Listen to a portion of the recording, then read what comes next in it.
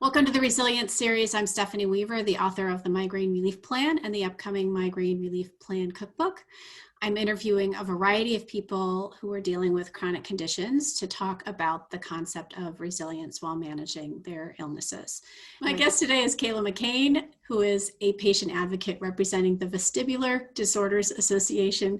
Kayla is based in Dallas, Texas. Welcome, Kayla. Thank you for being here. Yeah, thanks for having me. So it's great to meet you. So the first question I always ask people is, tell us your experience with vestibular migraine. So those of you who don't know the word vestibular, it means vertigo or dizziness. So, and we both suffer from this, and this is how I got diagnosed. So Kayla, tell us about your experience.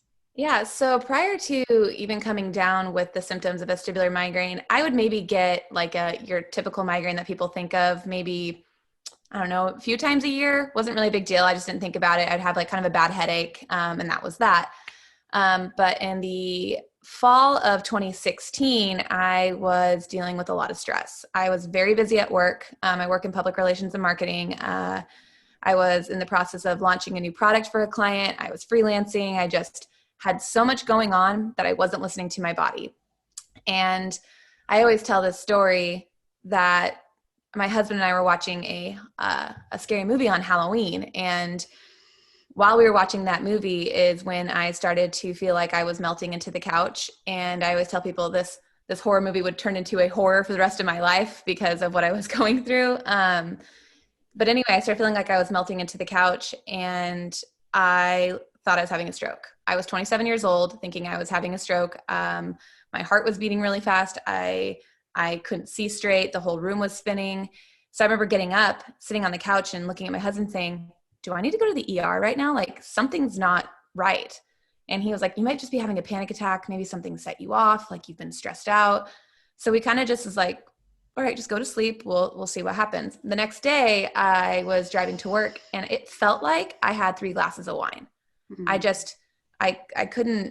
I just didn't feel like I was there. And I remember being at my office pouring coffee, and this would be the first time I'd experienced what they call Alice in Wonderland syndrome, where your hands can be like growing away from you and like your perspective is very off.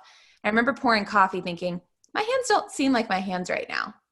It was just a very, very scary thing. And through the next few weeks, I would try to see different doctors to see what was going on. And the first doctor I went to was just a nurse practitioner at a CVS, just because I didn't know what was going on. I just wanted to talk to somebody because I didn't have a general practitioner at the time. And they thought that maybe I just had some kind of sinus issue, and they sent me home with like a Z-Pack. And obviously that's not going to do much when you're coming down with chronic migraine. And I'm just going to interrupt you for 1 second. One of the things I found most shocking when I did my initial reading for my book was that 90% of sinus headaches are actually undiagnosed migraines. So it's really common for health practitioners to not recognize migraine and say it's a sinus problem. So please absolutely. Continue. Yeah, no, absolutely. Which is kind of leads into the next thing, which I find very interesting. We talk about this a lot with Vita, is that I think like 3 days later, that was through the weekend. I remember 3 days later, I was at work and I couldn't even get my head up from the countertop. And I also, with vestibular migraine, found out I had vestibular neuritis, and this would be what was happening here. I ended up having to go to the ER because I had a fever and I just was feeling awful. I went into the ER. They're, of course, worried because I'm dizzy that I have a tumor in my head, and, you know, the whole laundry list of things that they have you go do to clear that. And by the time I got done with the ER, they told me, you know what, it sounds like you may have BPPV, which is the crystals in your ears. You know, here's some meclizine, go try some of the Epley's maneuver and send you on your way. And I remember thinking, okay, so my husband and I did that for like a couple of weeks, trying to move my head around, trying to get the crystal out, and there was no crystal. So it literally took me, I mean, I could go on and on about this, but it probably took me about 7 to 10 doctors to finally get a diagnosis to know what was going on with me.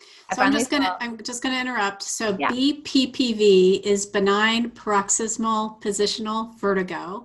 It's a fairly common thing that happens to a lot of people. And there are these little tiny crystals within our inner ear that can come dislodged from where they belong, and it messes up your sense of equilibrium, but there's actually nothing other than that wrong with you. And so there's things that that you referred to called the Epley maneuver, where they've learned they can move your head in certain positions and they can actually kind of get the crystals to go back into place. And when I was first having my vertigo symptoms, I was having lunch with someone. She was telling me this exact story. And I thought, oh, I need to go see that doctor because that's what's going on with me, because that's what I thought. And I was hoping it was a simple fix. So please continue. I just want to make sure people know what we're talking about as you're going. Right. I know. I'll just go into the mode just because this is no my worries. life. Yeah, of course. But yeah, absolutely. Like you hear stories like that. And when you have no idea, because personally, until I went through this, I didn't even know we had a vestibular system. I tell people that all the time. I'm like, vestibular what? Right. So after seeing a series of doctors, I mean, one doctor before I saw my ENT told me that it was a psychological thing that was going on. And I remember leaving just feeling so discouraged and hopeless because at this point, I wasn't able to drive. I couldn't see my friends. I couldn't go anywhere with bright lights because I'd have a panic attack every time I was anywhere where lights were places. And I literally was just at home all the time. And I'm like a uber extrovert. So sitting at home, so that was really, really hard for me. And being told I was crazy was the last thing that you needed to hear when you're going through something so life-changing.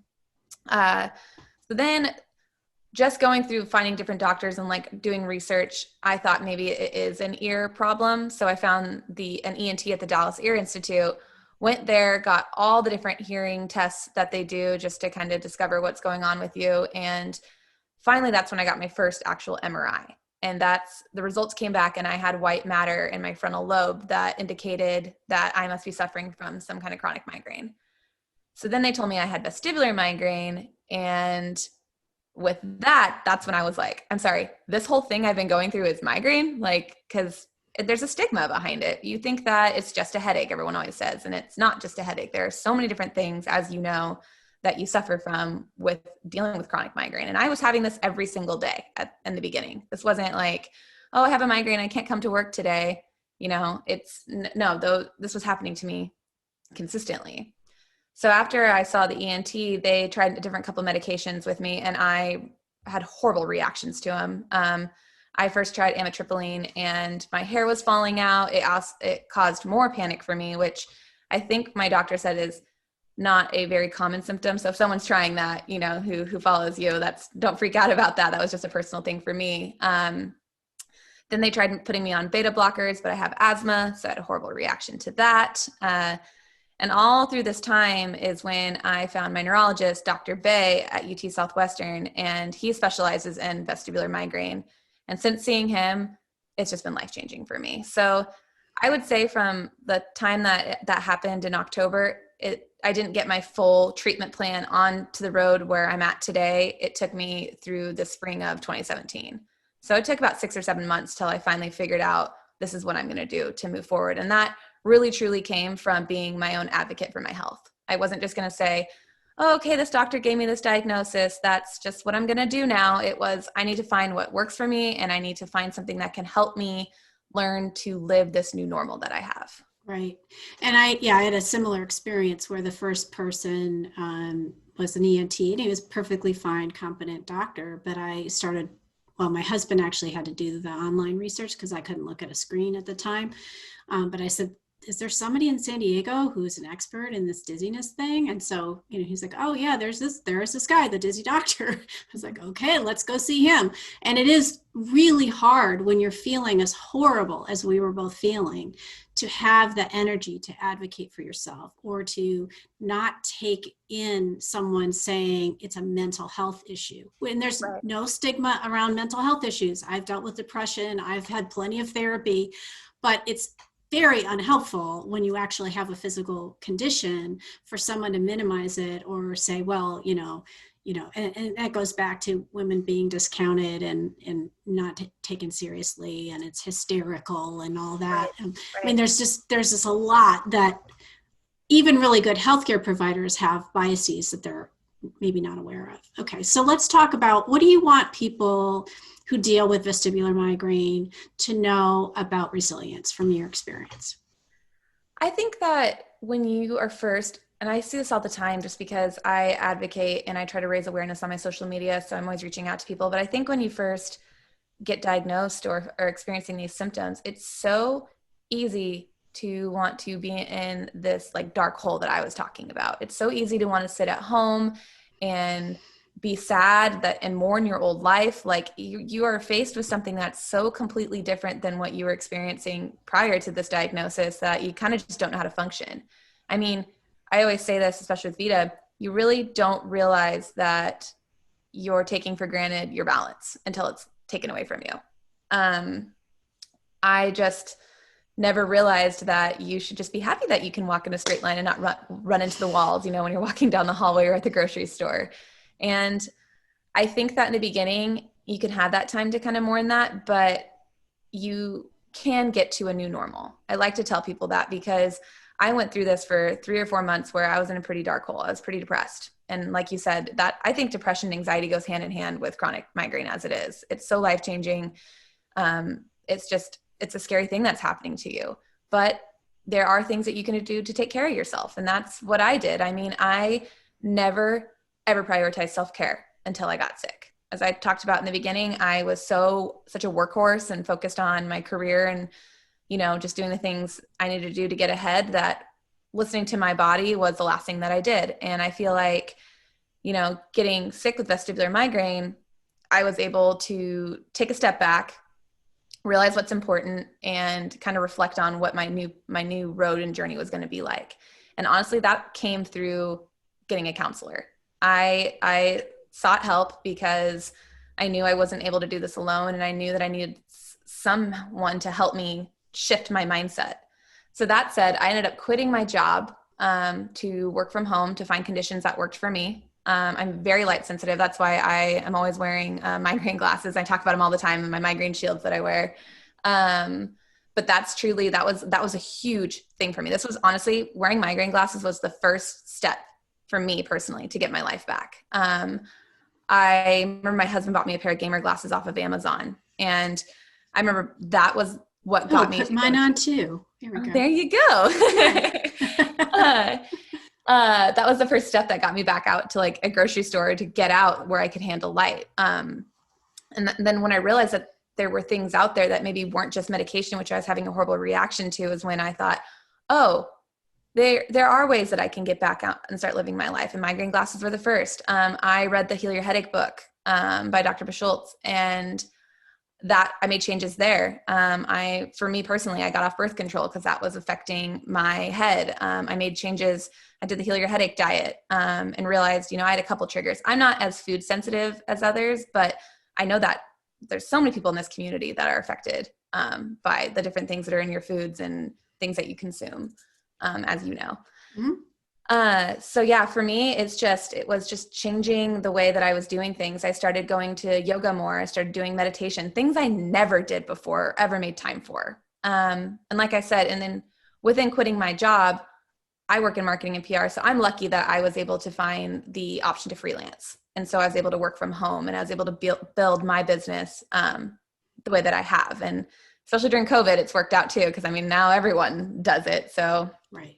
But yeah, it was just basically what I could tell people is that your life's not over. There are things that you can do. You might just have to adjust your lifestyle, and you can start to learn to live in your new normal to the point where you're not even going to remember what your old normal was anymore. Because now this is just my life, and I feel like I'm thriving. Right. Yeah. I think the grieving piece of it that you mentioned is really important, because I remember having a doctor say, well, I don't ever want you on a bicycle ever again in your whole life. And I just thought, oh, I used to bike all the time, and I rode across the Florida Keys with my brother, and it was a big part of my identity for a while. And that was hard. Like, selling my bike was hard, but I thought, well, you know what? Every day I could get up and go, I can't ride a bike anymore. Mm-hmm. Or I can just not think about it and be happy that I can go out for walks and walk 5 miles a day and not fall over and, be able to be outside. And so just focusing on the things that we can do, I think, is really important. So my last question for you is, you've made a shift from patient to advocate. And how do you feel like that shift plays into your resilience and your wellness? Yeah, I think in the beginning, kind of what I talked about just previously was that, if I were to research back in 2016 vestibular migraine, I couldn't find really anything on the internet. There was like, you'd find some articles on there that would talk about MAV or vestibular migraine, which MAV is migraine associated vertigo. They're interchangeable, but nothing where I was really feeling like I could get more people's personal experiences.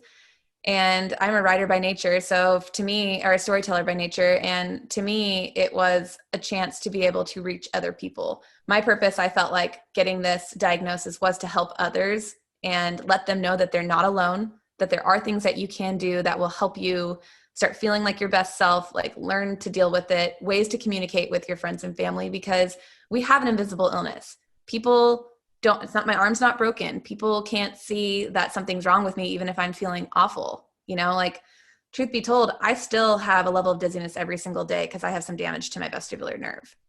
But no one's gonna, like, that's not a constant reminder to anybody.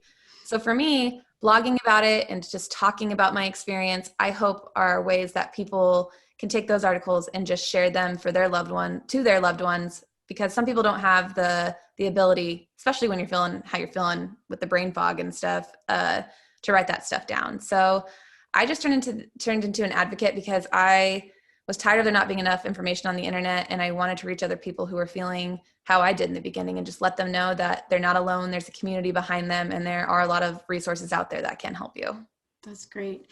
Is there anything else that we didn't talk about that you wanted to share about your self-care strategies or anything else that you've learned?